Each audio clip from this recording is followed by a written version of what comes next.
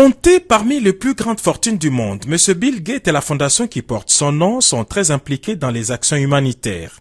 C'est à ce titre qu'il a sollicité de rencontrer à New York le président de la République, Félix-Antoine Tshisekedi Tshilombo, pour faire l'évaluation d'actions humanitaires en faveur d'enfants congolais.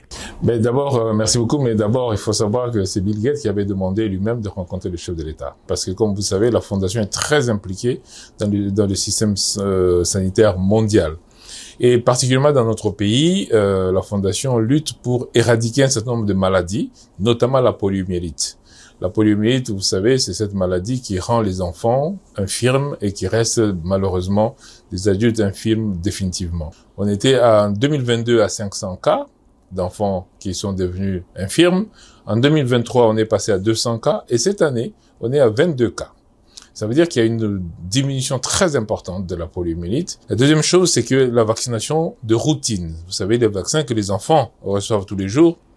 Notre pays, qui avait fait des gros efforts en 2019, encore, vous vous rappelez, il y avait un gros forum avec la Fondation et on venait d'arriver au pouvoir.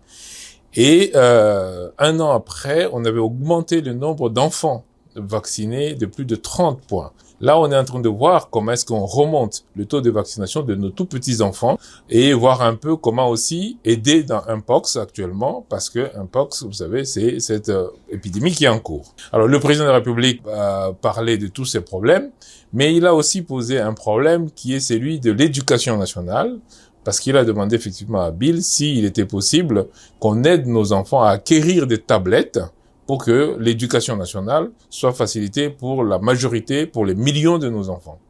Alors, Bill a parlé de la connectivité par Starlink. Donc, il va travailler éventuellement pour aider la RDC à avoir une connectivité Internet par Starlink, ce qui pourrait donc ensuite permettre que les tablettes puissent permettre effectivement que les enseignants puissent enseigner même à distance à nos enfants. Monsieur Bill Gates a aussi pris l'engagement d'appuyer les secteurs de l'agriculture de la République démocratique du Congo, pays qu'il souhaite visiter au cours de l'année 2025.